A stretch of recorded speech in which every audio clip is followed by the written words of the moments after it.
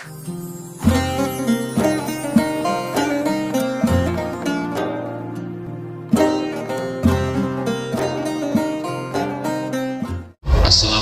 warahmatullahi wabarakatuh. Ustaz. Waalaikumsalam.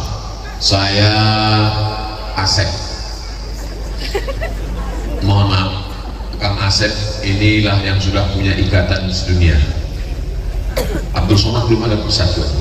Asep sudah dari Pondok Sabilul Muhtadin mengenai perbedaan al-ghais dengan al-mahar. Apa beda ghais dengan mahar?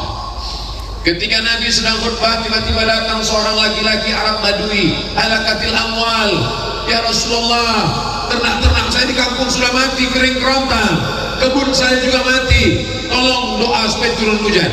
Nabi tidak mengatakan amtir, tidak digunakan kata matar, tapi digunakan kata ghais. Aghisna, aghisna, aghisna, turunkan hujan, turunkan hujan, turunkan hujan. Kapan penggunaan matar? Fasa'a matarul munzarin, seburuk-buruk air yang turun sebagai azab. Amtir alaina hijaratan, turunkanlah hujan kepada kami batu.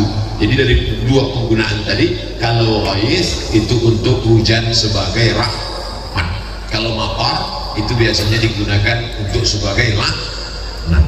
Mudah-mudahan yang turun kepada kita hujan rahmat, bukan hujan laknat. Pertanyaan anak pesantren itu ya begini, berkualitas, bergizi dia. Bagaimana dengan agama selain Islam yang awalnya tidak percaya pada Tuhan Esa, tapi ketika hendak meninggal mereka mengucapkan syahadat atau percaya adanya Tuhan, dan Tuhan itu Esa. Kata Imam Fakhruddin Ar-Razi, malaikat maut di keningnya tertulis La ilaha illallah. Supaya apa?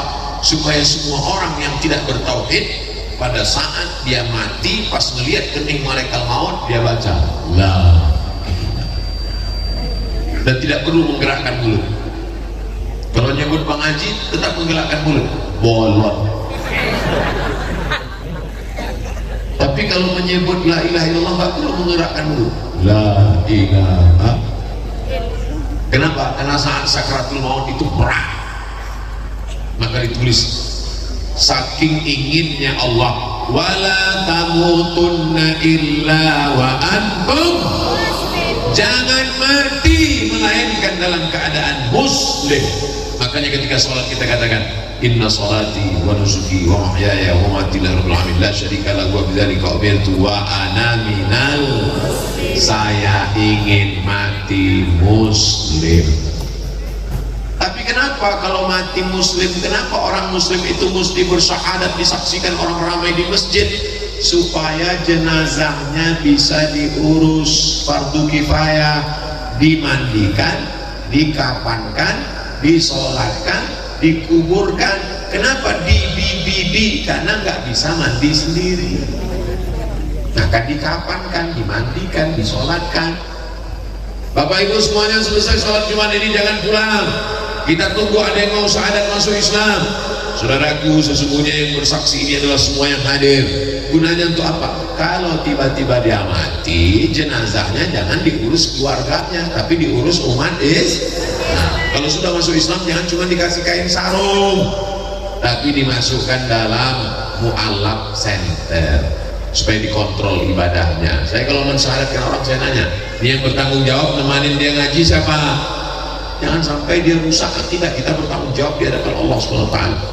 Tapi seandainya dia bersyahadat menjelang matinya itu, maka insya Allah dia husnul khatimah. Allah mahtim lana bi husnul khatimah.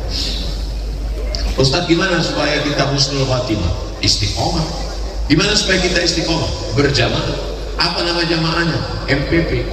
Setelah berjamaah, insya Allah istiqomah. Kalau sudah istiqomah, pasti husnul khatimah. Apa nama jamaahnya? Sabilul Muhtadin. Apa nama jamaahnya? Biker subuhan. Zuhur nggak sholat, salah. Assalamualaikum WRWB warahmatullahi wabarakatuh. Ustaz, semoga Allah SWT subhanahu wa ta'ala selalu memberikan kesehatan dan dilancarkan segala rezekinya hingga akhir hayat, amin.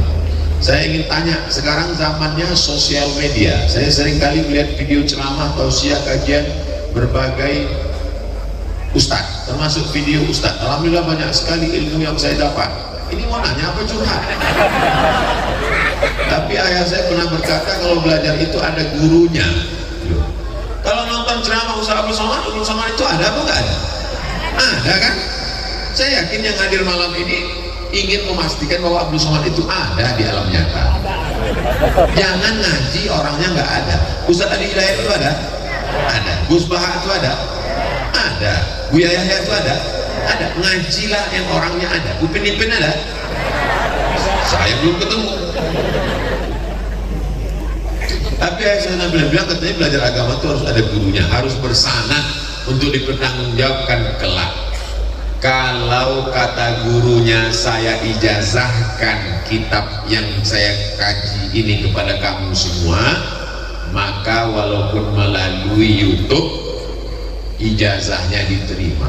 Maka kita bilang qabil itu ajaztukum jami'al marwiyati wa mu'allafati wa muhadarati.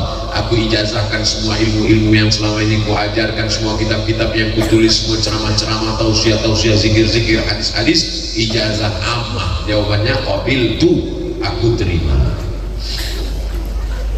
Bagaimana hukumnya atau pendapat Ustaz tentang hal tersebut? Iya, mesti berguru, gurunya mesti ada, dan gurunya mesti ahlu sunnah wal jamaah. Jangan berguru kepada Syiah, jangan berguru kepada Khawarij, jangan berguru kepada Murji'ah, jangan berguru kepada sekuler, jangan berguru kepada liberal, jangan berguru kepada agnostik, jangan berguru kepada ateis. 3.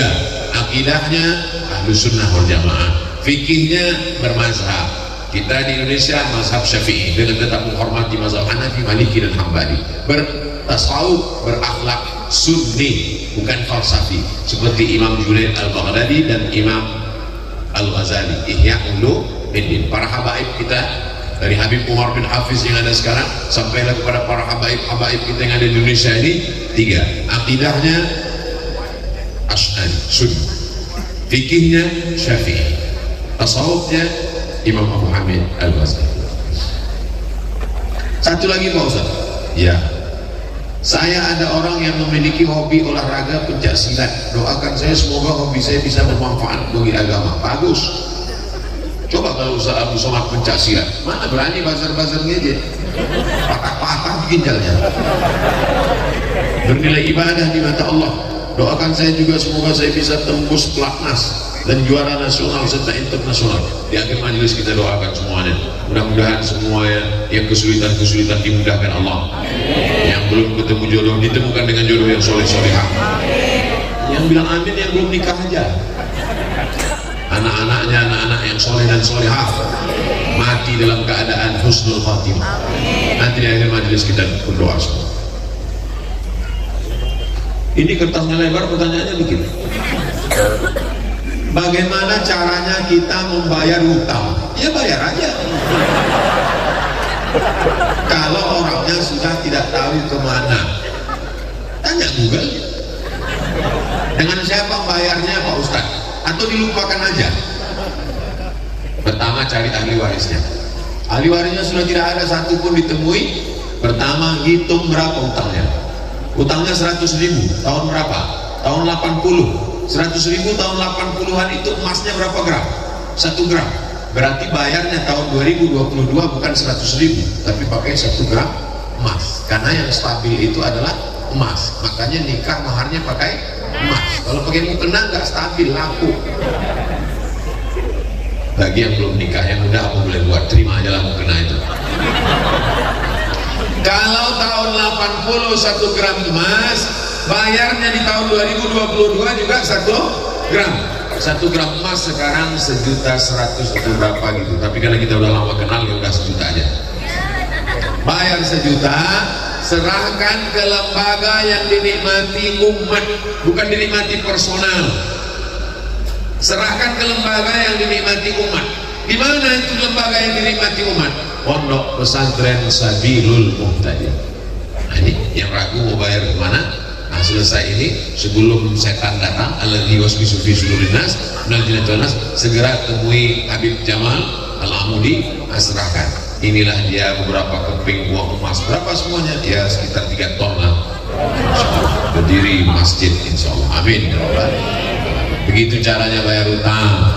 Jangan sampai mati belum bayar utang, maka dia terkatung-katung tapi nggak ada roh apa nama istilah roh gentayangan dalam Islam nggak ada, guys. Inna lillahi wa inna ilaihi raji'un. Jangan nanti mana tahu ada orang di Pandeglang kerasukan setelah Abdul Somad meninggal di Riau. Dipanggil sama Habib. Assalamualaikum. Waalaikumsalam warahmatullahi wabarakatuh. Ini siapa? Saya Ustaz Abdul Somad. Itu bukan roh saya. Roh sudah kembali menghadap Allah SWT. Lalu itu siapa? Itu adalah jin qarin. Karena setiap manusia yang lahir itu didampingi oleh jin qarin. Jinnya ikut makan dengan dia. Itulah maka baca doa Allah barik lana fi ma razaqtana wa qina azabannar. Jinnya enggak ikut. Itulah maka masuk WC Allahumma inni a'udzubika minal khubuthi wal khaba'is. Dia enggak ikut. Itulah makanya sebelum jalan bismillah tawakkaltu 'ala Allah la haula wala quwwata illa billah. Jinnya enggak ikut. Itulah makanya sebelum tidur bismika Allahumma ahya wa amut supaya enggak ikut. Itulah makanya sebelum hubungan kelamin dibaca doa jangan supaya dia ikut berkontribusi 25%. Kitanya mati, jin qarinnya nggak mati, dan dia ikut dulu perjalanan dakwah Abdul Somad itu. Ketika ditanya, kalau memang betul kamu Abdul Somad, di manakah kamu pada malam 18-19 Agustus? Saya sedang berada bersama MPP di majelis pesantren Sabilul Muhtadin. Ini Ustaz Abdul Somad? Bukan. Kalau orang berilmu dia tahu ini adalah jin qarin yang belum mati, orangnya sudah mati tapi dia tetap hidup. Nah, mudah-mudahan kita dijaga dari gangguan-gangguan insyaallah. Apa pendapat Ustadz tentang Ustadz tapi dukun? Dukun bukan Ustadz. Kalau dia Ustadz pasti melarang orang ke dukun. Jadi penggunaan kata Ustadz ini di Indonesia salah. Saya dulu nggak pakai titel-titel itu, Kiai. Mama, mohon maaf, ditulis panjang-panjang itu. Saya dulu ketika baru pulang hanya ditulis Ustadz Abdul Somad aja, nggak ada pakai titel. Sampai akhirnya ada satu koran itu di halaman belakang banyak sekali Ustadz, tapi jual obat kuat, jual minyak lintah, jual pesugihan. Jadi saya khawatir nanti saya diundang untuk ngasih pelet, untuk nyari benda keramat, karena mereka tidak bisa membedakan mana ustadz, mana dukun, mana kiai yang benar, mana kiai KW, bajunya kiai isinya klinik. Maka itulah asal muasal ditulis detail-detail itu. Nah, mohon maaf. Nah, ini tentang masalah dukun, jangan bilang orang pintar, jangan panggil dia kiai, jangan panggil dia ustadz, panggil dia dukun pengikut setan. Man ata kahinan, siapa yang datang ke dukun, fasaddaqahu bima yaqul, percaya pada ucapan dukun, falam tuqbal lahu salatun arba'ina lailah, tidak diterima salatnya 40 hari 40 malam.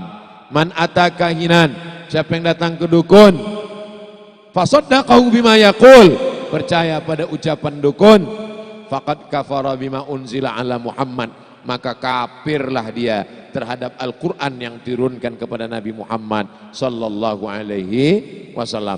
Yang sudah pernah ke dukun, bertaubat, mandi taubat, sholat sunat taubat, jangan datang lagi. Taubat nasuha. Dukun-dukun segera bertaubat, tutup kios dukunnya. Dulu kita datang ke dukun, sekarang dukunnya yang datang. Ketik rek spasi dukun, kirim ke 9090. Mudah-mudahan bangsa Indonesia, umat Islam sedunia diselamatkan dari dukun. Bagaimana hukumnya meminjam uang di bank keliling untuk kebutuhan sehari-hari? Riba. Pinjam 100 bayar 120. Segera berpindah ke bank syariah yang sudah ada fatwa DSN Dewan Syariah Nasional, ada murabahah, ada mudharabah, ada wakalah, ada hiwalah, ada bagi hasil. Adapun konvensional, apakah bank keliling, apakah kredit, maka riba. Efek riba 5. Pertama, alladzina ya'kuluna riba, orang yang makan riba, la yaqumuna illa kama yaqumul ladzi yatakhabbathu syaitanu minal mas, nanti bangkit di padang mahsyar, bangkit dari kubur seperti orang kerasukan setan kesambet. Yang kedua, rajulun as'as aghbar, ada orang rambutnya kusut berdebu, yamuddu yadayhi ilas sama, tangannya dia tengadahkan ke langit berdoa, ya Rabb ya Rabb, doanya tidak dikabulkan. Kenapa doanya tidak dikabulkan? Mat'amuhu haram, makanannya haram, masrabuhu haram, minumannya haram, malbasuhu haram, pakaiannya haram, wa ghudhiya bil haram, anak-anak istri yang enggak tahu apa-apa dikasih makan haram. Anna yustajabulah, apakah mungkin doanya dikabulkan Allah? Doa tidak terkabul karena makan haram. 3, uang riba diberikan ke beras, jadi nasi, dimakan, setelah itu berubah menjadi setetes darah, darahnya masuk ke jantung, dari jantung menyembur ke otak, otaknya kotor, nasiyatin kadzibatin khati'ah, ubun-ubun kotor jahat dosa, gara-gara darah haram yang menyembur dari jantung ke otak. 4, nasi dimakan jadi darah, darah berubah jadi daging. Ayyuma lahmin nabata min haramin, setiap daging di badan tumbuh dari yang haram, fannaru aulabi, tempatnya api neraka. Berat kamu 50 kilo, yang halal cuma 20 saja, yang 30 dari riba haram, dibersihkan dalam api neraka. Na'udzubillah. Yang terakhir, yang kelima, siapa yang tidak meninggalkan riba, fa'dzanu biharbim minallah, berarti dia sudah mengumumkan perang dengan Allah. Perang dengan Rusia saja, Ukraina babak belur, apalagi perang dengan Allah Subhanahu wa taala. Mudah-mudahan Allah menyelamatkan kita dari riba. Kertas terakhir, bagaimana solusinya kalau ingin betah di rumah tapi istri suka marah-marah? Kalau marahnya karena bapak enggak sholat, kalau marahnya karena bapak enggak pulang-pulang main gaple, kalau marahnya karena bapak enggak ke masjid, itu marah apa sayang? Ibu ingin masuk surga dengan bapak, ibu ingin bapak terpelihara dari maksiat. Kalau dia nelpon lagi di mana, dengan siapa, pulang jam berapa, itu artinya dia masih cemburu. Kalau dia udah enggak ada cemburu, Bu, suaminya kemarin dilarikan pelakor, biar aja, masih ada gantinya. Itu yang paling mengerikan. Tapi kalau dia marah enggak tentu arah, dikit-dikit marah, mungkin kolesterolnya lagi naik. Mungkin habis makan kambing guling. Maka tinggal dibawa aja ke pengajian bersama ibu-ibu di majelis taklim. Insya Allah nanti Ibu Nyai dengan Mama Dede akan menasehati mereka, watawasau bil haq watawasau bis sabr. Jadi marah-marahnya lihat dulu, dia marah kenapa? Kalau marahnya karena niat baik, dinikmati aja, anggap aja radio rusak. Nanti bapak rindu kalau dia enggak marah. Kenapa? Karena marahnya mengandung makna nasihat. Karena marahnya, nanti justru kalau dia udah nggak marah lagi, bapak nanya, kok nggak marah-marah lagi? Perasaan hari ini belum, nggak ngisi absen ya? Mudah-mudahan marah kita karena Allah, bencinya karena Allah, cintanya pun karena Allah. Begitu disebutkan dalam hadis Nabi, al-hubbu fillah wal bughdu lillah. Cinta karena Allah, marah pun juga karena Allah. Yang dikhawatirkan adalah cinta karena hawa nafsu, dan marah pun juga karena hawa nafsu. Mudah-mudahan Abdul Somad kalau dia marah kepada dukun, marah kepada qamar, marah kepada korupsi, marahnya karena Allah, karena ingin amar ma'ruf nahi mungkar. Cara tentang mati, saya sebagai petugas pemulihan jenazah mau nanya, apakah kuku mayit dipotong? Sebab ada yang bilang tidak boleh dipotong. Tidak boleh ada yang dikurangi dari jenazah itu kecuali najis. Kecuali ada najisnya, makanya dikorek pakai kain, korek telinga, korek. Kalau ada kukunya itu yang berdaki, yang kotor, lalu kemudian jangan sampai terlalu keras karena menyakiti. Menyiramkan airnya pun disiramkan ke tangan, tidak langsung air itu disiramkan gitu, disiramkan ke tangan, dari tangan itu baru jatuh ke bawah begitu. Makanya kita mesti baik sama orang. Kalau kita baik sama orang, jenazah kita diurus orang baik. Tapi kalau kita angkuh dan sombong, mati diserahkan orang ke dorsmir. Ini kan yang sombong dulu kan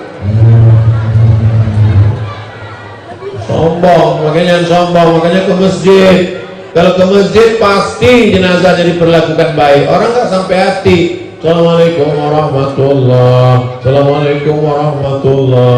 Apa kabar Pak Haji, sehat? Meninggal, nggak mungkin dia perlakukan kita jelek. Kasihan Pak Haji kemarin yang baik itu. Oh, kalau nggak aku pernah ke masjid, setiap lewat kaca mobil ditutup, klaksonnya bukan main lagi, teng teng teng. Nah, awas kau mati nanti disemprot mereka. Dimasukkannya brus WC ke mulut kau. Maka yang tidak boleh dibuang kecuali adalah najis atau darurat tingkat tinggi. Selain itu maka tak boleh kita kurang-kurangi jenazahnya. Tuan Guru, dalam sholat subuh ada doa kunut. Apakah kunut itu sunnah muakkadah bacaannya atau angkat tangannya? Sepaket. Wahai Imam Ahmad bin Ambal, Imam Ambali, ya, sholat subuh itu ada kunutnya enggak? Kata Imam Ambali, sholat subuh enggak ada kunutnya. Oh, jadi kalau sholat subuh Imam Ambali enggak pakai kunut? Enggak. Itu makanya waktu umrah, waktu haji di Makkah Madinah ada enggak kunutnya? Enggak ada. Kenapa? Karena Saudi Arabia sejak revolusi King Saud 1924 Saudi Arabia pakai mazhab Hambali. Dulu sebelum 1924 mazhabnya Syafi'i. Karena Syarif Hussein, Syarif Aunur Rafiq, Habib itu Raja Makkah itu mazhabnya Syafi'i. Makanya Syekh Nawawi Al-Bantani mazhabnya Syafi'i. Kiai Haji Hasyim Asy'ari mazhabnya Syafi'i. Syekh Soleh Darat Al-Samarani mazhabnya Syafi'i. Semua yang alumni dari Makkah waktu itu mazhabnya Syafi'i. Tapi begitu berganti rezim, berganti mazhab jadi Hambali. Imam Muhammad bin Ambal dia nggak pakai kunut subuh. Imam Muhammad bin Ambal, ya, kalau kunut subuh itu dibaca ada kunut subuh nggak? Kata Imam Muhammad bin Ambal nggak ada kunut subuh. Dan kemudian orang ini nanya, gimana kalau saya pakai mazhab Hambali tapi imamnya bermazhab Syafi'i? Ada jemaah di Masjid At-Taqwa dia mazhabnya Hambali, imamnya pakai mazhab Syafi'i. Kata Imam Hambali, kalau imam mau baca kunut, angkat tanganmu dan ucapkan amin. Jadi nggak dipisah antara angkat tangan. Itu yang ngomong bukan saya, Imam Hambali, imam mazhab. Imam mazhab, angkat tangan dan ucapkan amin. Allahumma hdina fi man hadait, amin. Wa'afina fi man afait, amin. Wa tawallana fi man tawallait, amin. Wa barik lana fi ma a'tait, amin. Wa qina bi rahmatika syarra ma qadait, amin. Sisanya tidak diaminkan, ikut baca. Fa innaka taqdi wa la yuqda 'alaik wa innahu la yudhillu man walaik wa la yu'izzu man adait wa rabbana wa ta'ala lakal hamdu 'ala ma qadait. Nastaghfiruka wa natubu ilaik. Istighfar dengan salawatnya dibaca jahat. Wa sallallahu ala sayyidina Muhammadin nabiyil ummi wa ala alihi wa sahbihi wa baraka wa sallam. Allahu akbar. Itu langsung ucapan Imam Ahmad bin Hanbal. Sudah saya tulis dalam buku 37 Masalah Populer. Makmum yang pantas berdiri di belakang imam itu siapa? Yang bisa jadi imam cadangan. Makanya kalau di Mesir ada di depan imam yang dari Kementerian Agama, sajadahnya dua, imam depan, imam belakang. Saya ceramah di Malaysia nggak berani tegak di situ. Kenapa? Mana tahu malaikat maut datang, ninggal imam yang di depan, kita mesti gantikan ke depan. Itu yang berani berdiri di belakang itu memang sudah ready, imam cadangan. Kalau terjadi sesuatu dan lain hal, maka dia mesti maju ke depan. Habib Syekh itu ayah beliau adalah Habib Abdul Qadir, makanya disebut Habib Syekh bin Habib Abdul Qadir. Itu meninggalnya saat sujud terakhir. Sebelum sholat dia kasih tahu imam, nanti akan terjadi sesuatu. Baik, dan tahu ada firasat. Ittaqu firasat al-mu'min, takutlah kamu pada firasat orang beriman. Fa innahu yanzuru bi nurillah, karena dia memandang dengan pandangan cahaya dari Allah SWT. Yang ngasih tahu Ustaz siapa? Waktu kemarin beberapa waktu lalu saya ke Solo ketemu dengan kakaknya Habib Syekh. Beliau bercerita, ayah kami Habib Abdul Qadir ketika sholat Jumat sujud terakhir meninggal, digantikan oleh yang belakang. Jadi nanti yang mengganti, yang kalau ada nanti sholat Jumat subuh, zuhur, asar, maghrib, isya itu mengganti. Tapi jangan gara-gara ini lalu dikosongkan. Kosong, kalau ditanya ini kenapa kosong? Mohon maaf Pak, imam pengganti belum ada. Makanya latihan. Jangan gara-gara ini lalu takut belakang, jangan. Menurut Ahlussunnah wal Jamaah, tuntunan wirid selesai sholat maktubah itu siapa penulisnya Pak Ustaz? Astaghfirullahaladzim alladzi la ilaha illa huwal qayyum wa atubu ilaihi la ilaha illa huwa syarika lahu lahul mulku wa lahul hamdu wa yuhyi wa ala kulli syai'in qadir. Allahumma antas salam wa minkas salam wa ilaika yarji'u salam sampai habis. Bismillahirrahmanirrahim. Alhamdulillahi rabbil alamin wa ilahukum ilahu la ilaha illa huwal rahmanur rahim. Allahumma la mani'a lima a'taita wa la mu'tiya lima mana'ta wa la radda lima qadaita wa la yanfa'u dzal jaddi minkal jaddu illa anta maulana subhanallah. Habis itu qul alhamdulillah 33 kali, Allahu akbar 33. Itu bukan disusun orang, itu hadis. Cuman hadisnya tidak satu. Hadisnya ada dalam Sahih Bukhari, ada dalam Sahih Muslim, ada dalam Sunan Abi Dawud, ada dalam Sunan Tirmidzi, ada dalam Sunan Nasai, ada dalam Sunan Ibnu Majah, ada dalam Musnad Ahmad bin Hanbal, ada dalam Sunan Ad-Darimi, ada dalam Muwatta Imam Malik. Lalu siapa yang menyusunnya? Datanglah Imam Nawawi, imam nomor 2 paling besar dalam mazhab Syafi'i. Imam Syafi'i meninggal tahun 204, Imam Nawawi meninggal tahun 676. Jarak antara keduanya 400 tahun. Dia susun satu kitab susunan zikir namanya kitab Al-Azkar. Jadi kalau mau mengkaji kitab zikir terlengkap, itu ditulis oleh imam dalam mazhab Syafi'i, namanya Imam Muhyiddin Abu Zakaria Yahya bin Syaraf An-Nawawi, berasal dari Damaskus, Suriah. Nama kitabnya Al-Azkar. Mengapa Allah menempatkan surat Al-Fatihah yang pertama dalam Al-Quran, padahal surah yang pertama turunkan Al-Alaq? Ya terserah Allah. Quran punya dia, ngapain kita urus? Itu kalau nggak tahu jawabannya, terus biar supaya orang nggak nanya, jadi bawaannya marah. Apa tanya-tanya? Dia terserah Allah. Tapi kalau orangnya berilmu nggak gitu. Jadi Al-Quran ini di Lauhil Mahfuz, di Lauhil Mahfuz, la yamassuhu illal mutahharun. Susunan yang ada di Lauhil Mahfuz itu urutan pertamanya Al-Fatihah, yang kedua Al-Baqarah, yang ketiga Ali Imran, yang keempat An-Nisa, yang kelima Al-An'am, Al-Ma'idah, terus sampai An-Nas. Itu ada di Lauhil Mahfuz. Dari Lauhil Mahfuz turun ke Baitul Izzah.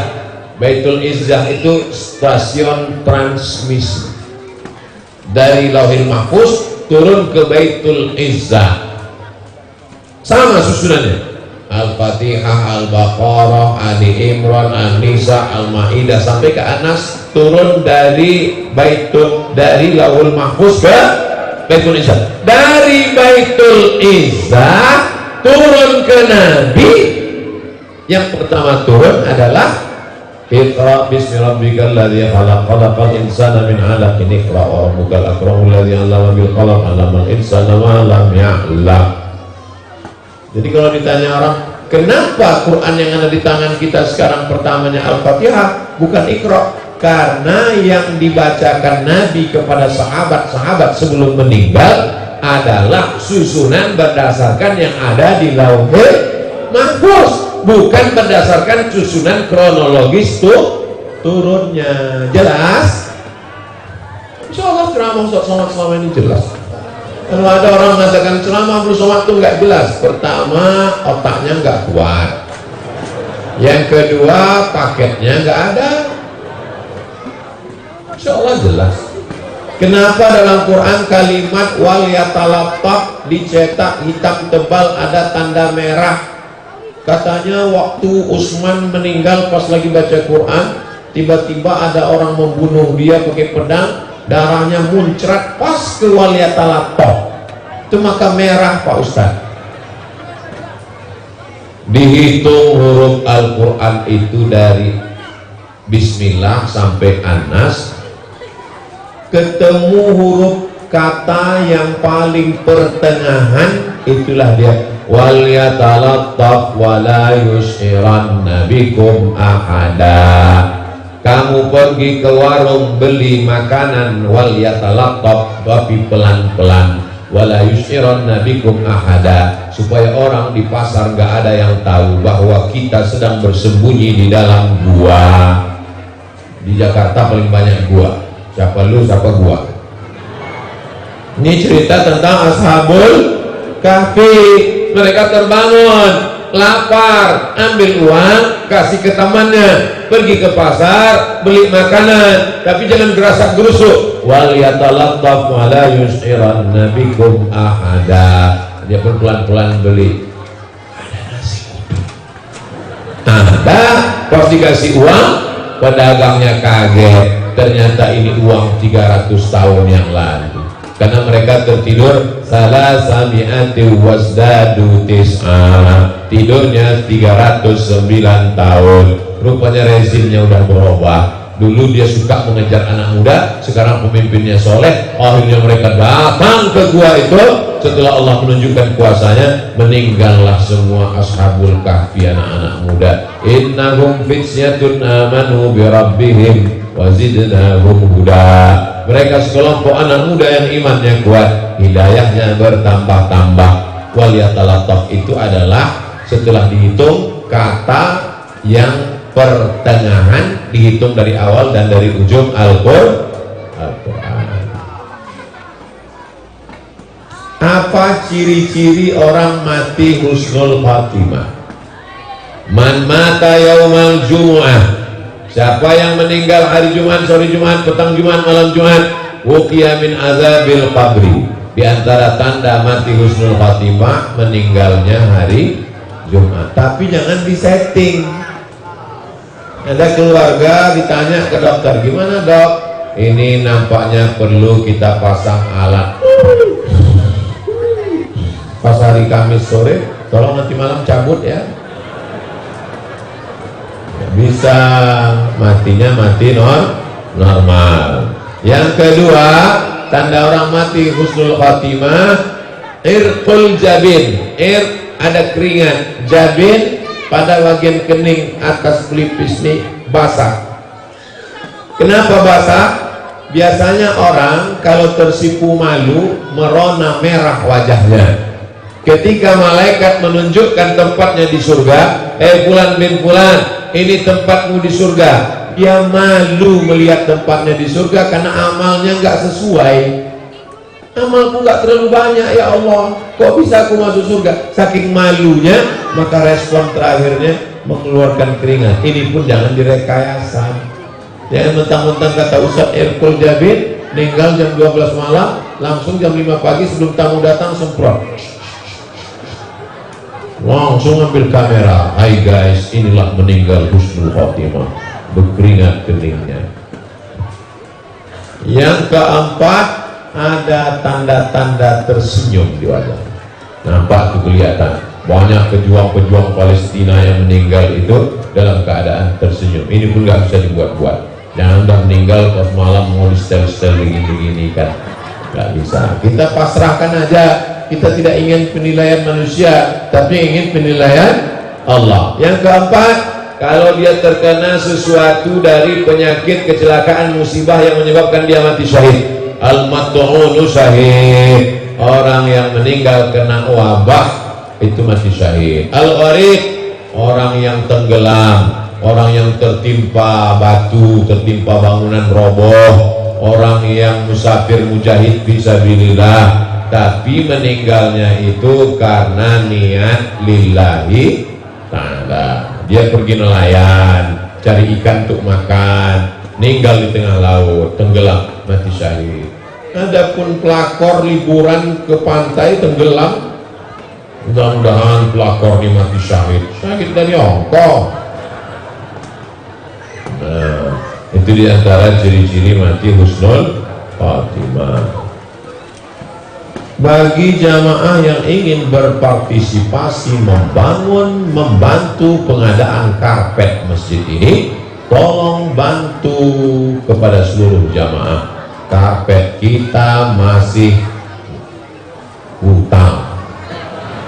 Mana kotak-kotak? Sebarkan kotak-kotak. Mudah-mudahan selesai ini nanti. Kotak nggak ada dibuatkan keris. QRIS. Perlu dibuatkan nanti jamaah pergi ke Bank Syariah Indonesia, buatkan keris langsung supaya jamaah datang dipasang di depan pintu sana.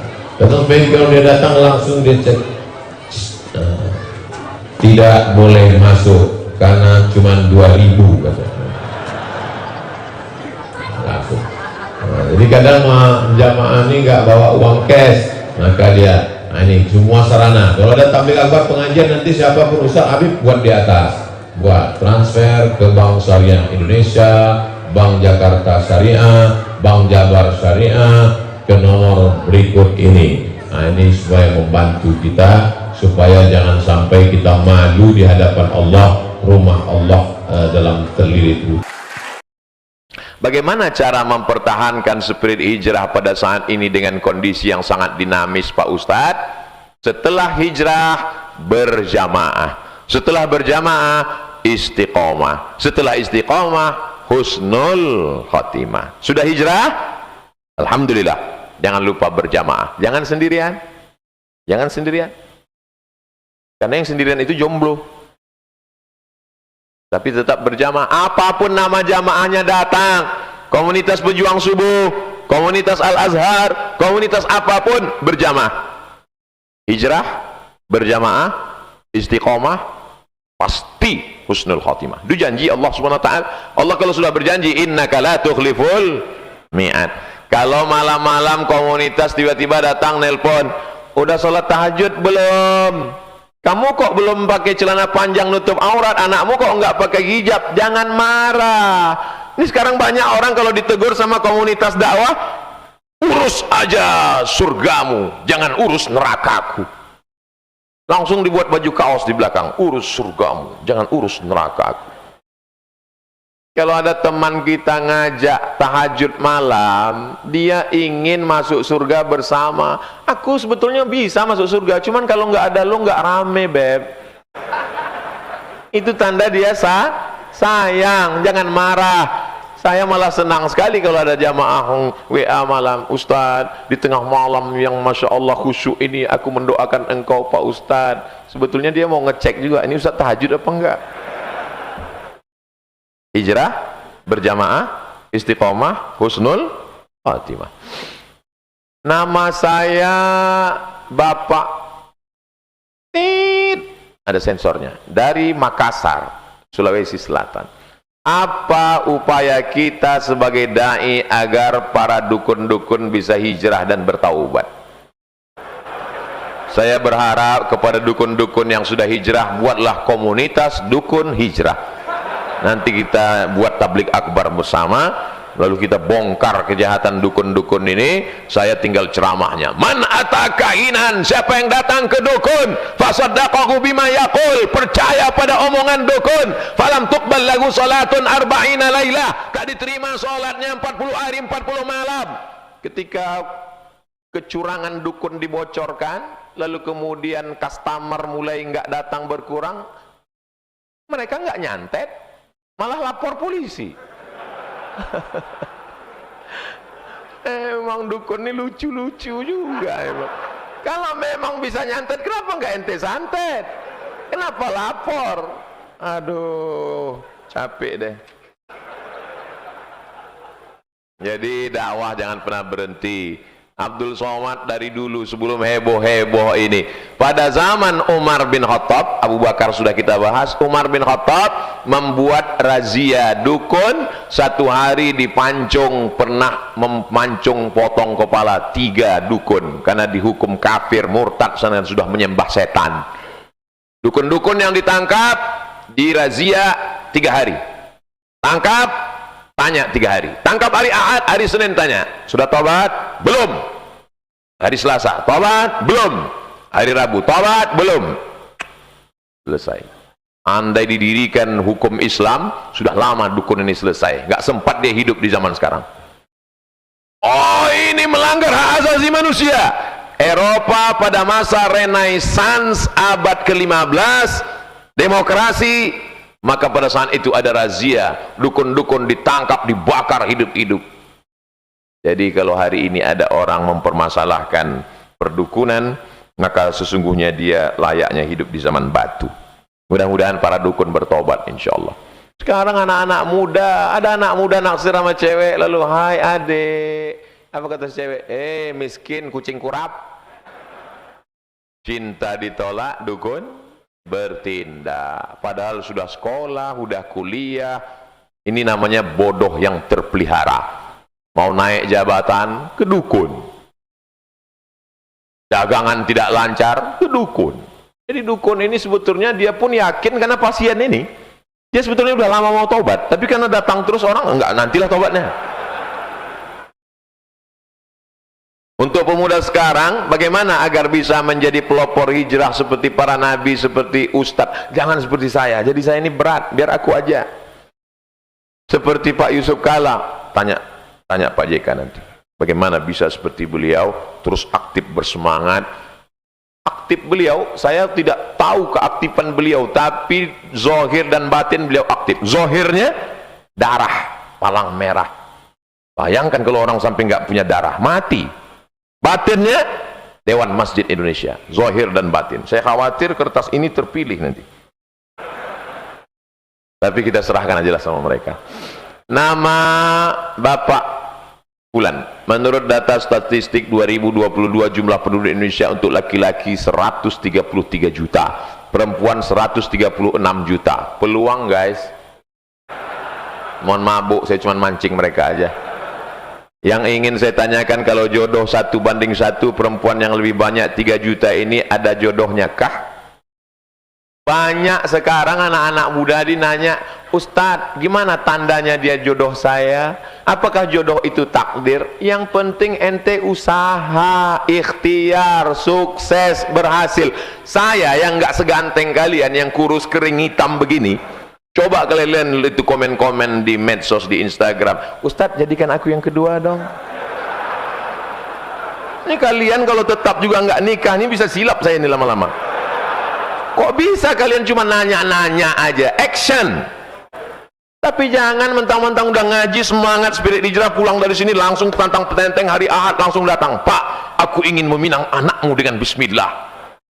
Mohon maaf ya dek, udah ada yang ingin minang dengan surat Ar-Rahman. Modal bismillah kepedean. Makanya kalau minang anak gadis orang itu jangan sendiri, bawa kiai. Saya aja saya bawa kiai, kiai yang ngomong, kita tinggal nenang aja. Apa tuh Kiai Hasan? Ngomong kata kiai, kamu yang tablik akbar menggelegar, ngomong. Enggak, kiai aja sih. Selamat. Bawa Pak JK. Apalagi kalau antum bawa Pak, Masya Allah beliau jenderal, pasti diterima. Jangan bawa saya. Kalau saya, kalian bawa saya yang diterima.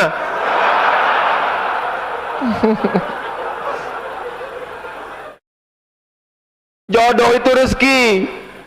Jodoh itu rezeki, sama seperti ini rezeki saya, ini jodoh saya. Kalau nggak jodoh nggak ketemu. Tapi kalau saya nggak berusaha membuka tutupnya, tidak berusaha memegangnya dan mendekatkannya ke mulut, mau dia minum? Enggak. Alah, itu kan trik Ustadz mau minum. Enggak, saya cuma ngasih. spiritku dalam hijrah kembali menikah. Kembali menikah, bukan menikah kembali. Nah, langsung dicoret kata kembalinya. Setelah suami wafat dengan niat mencari ridha Allah, menjalankan sunnah Rasul. Ini bertanya apa curhat? Bersama seorang imam eksekutif muda yang beriman dan bertakwa. Karena almarhum suami juga insya Allah seorang yang menurut saya seorang eksekutif muda beriman. Mana pertanyaannya nih? Yang ingin saya tanyakan, kelak bersama dengan siapa saya nanti di surga? Pertanyaan ini dijawab 1000 tahun yang lalu oleh Imam Abu Hamid Al-Ghazali, meninggal tahun 505. Nama kitabnya Ihya Ulumuddin. Dalam pembahasan tentang akhlak, kalau ada seorang istri menikah dengan seorang laki-laki, suaminya meninggal, setelah itu dia menikah lagi, nanti di akhirat dengan siapa? Dengan laki-laki yang paling baik akhlaknya. Lalu kalau dia nikah dengan laki-laki paling baik akhlaknya nanti di surga, yang satu lagi itu ingin juga dengan dia, maka kalau manusia bisa buat cloning, apalagi innama amruhu iza arada syai'an ayakula lahu kun. Ada surga yang begitu indah, jannatin, taman-taman, tajri min tahtihal anhar, ada taman yang indah mengalir sungai-sungai. Tapi bagi seorang laki-laki yang sudah amat sangat jatuh cinta kepada perempuan, bagi dia sungai tidak indah, taman tidak indah, yang paling indah hanya ainun, kata Habibie. Menetes air mata menonton film itu. Kenapa? Tiketnya mahal. Saudaraku yang dimuliakan Allah SWT. Orang selalu ingin dengan bersama sampai mati. Until jannah ya besti. Kita sampai ke surga, betul, itu yang diinginkan. Tapi ada juga sebagian laki-laki kadang buat pertanyaan, Ustadz Somad, nanti kalau saya meninggal, apakah saya dengan istri saya ini juga di surga? Memangnya kenapa Pak? Di dunia aja saya nggak tahan, kata dia. Aduh, apa ini? Wa naza'na ma fi qulubihim min ghillin. Kami akan cabut rasa benci di dalam hati mereka. Nanti di surga itu hanya ada rasa cinta dan sayang. Orang yang rasa cinta dan sayanglah yang akan bertemu dengan makhluk tercinta dan tersayang di tempat penuh dengan cinta dan kasih sayang. Surga Jannatul Firdaus. Mudah-mudahan kita bersama di surga Jannatul Firdaus. Apakah sah solat kita ketika sujud wadah kita terhalang mukena? Ada seorang laki-laki sholat di atas gurun pasir yang panas. Ketika mau sujud, dia ambil ujung jubahnya, ujung jubah, dia letakkan di ujung, dia pun sujud di atas. Allahu Akbar. Sekarang saya balik bertanya, apakah sah sholat orang yang di atas gurun pasir tadi? Sah, menggunakan kain yang melekat di tubuhnya dengan syarat tidak terbuka aurat. Jangan gara-gara tarik kain lutut terbuka, karena syarat sah solat adalah menutup aurat. Jadi kalau ada orang ujung mukenanya kena, bagaimana kalau orang solat lalu begini menempel, solatnya sah tapi kurang afdal. Yang afdal itu adalah 7 anggota tubuh menempel, ujung kaki, ujung tangan, ujung lutut, ujung kaki, ujung tangan, ujung lutut, ujung kening, 7 menempel. Oh, nggak sah Pak Ustaz kalau tertutup. Jadi kalau tertutup kening nggak sah, berarti nggak sah lah orang yang sholat pakai kaos kaki, orang sholat pakai kaos tangan. Jadi cerita sah dan tak sah, tapi kalau mau afdal maka mengena kening ke lantai. 7 rukun sholat. Jangan mentang-mentang pemimpin orang hebat pas sujud Allahu Akbar ditempelkan kening ke dinding. Sehebat apapun engkau kalau sudah masuk masjid dari kata sajadah sujud. Saya kalau mau sholat saya geser ke atas, sujud. Allahu Akbar. Tapi enggak pula saya geser-geserkan biar hitam. Yang sudah hitam jangan resah. Jangan. Yang sudah hitam biarkan aja. Jangan sampai ribut lalu kemudian pergi ini untuk glowing gimana. Biarkan aja. Tapi jangan dipaksa untuk menjadi seperti itu. Tentang diri saya yang sudah hijrah, saya ada foto nggak pakai jilbab di sosmed. Sudah saya suruh hapus, tapi teman saya ada yang nggak peduli. La yukallifullahu nafsan illa wus'aha.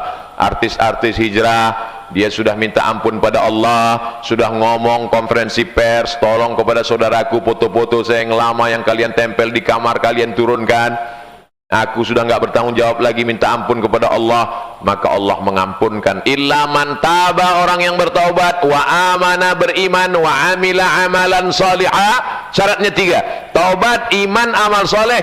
Yubaddilullahu sayyiatihim hasanat, Allah mengganti semua dosa mereka dulu dengan kebaikan.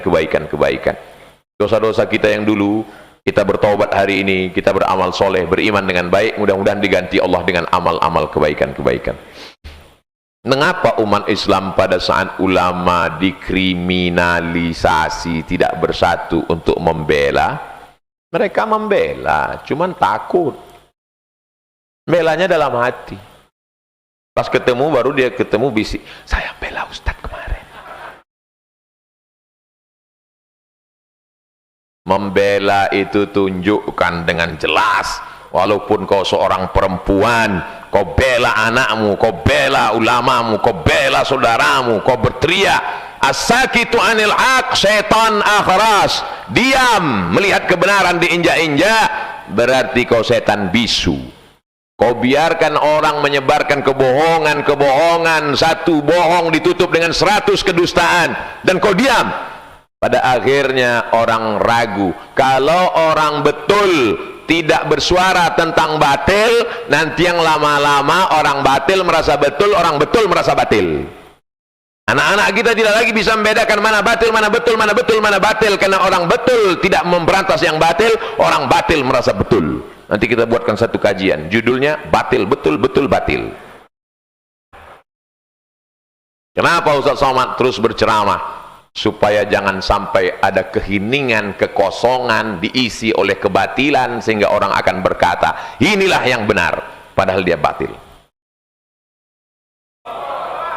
Bagaimana kita mengkorelasikan hadis Nabi, almar'u ala dini khalilih, seorang itu dilihat bagaimana temannya. Kalau berteman dengan tukang minyak wangi dapat harumnya, berteman dengan tukang besi dapat bau asap waktu memukul besi. Tapi ini bukan kata saya, ini selalu perumpamaan. Saya khawatir juga nanti semua tukang besi ngumpul mensomasi, bahaya juga ini.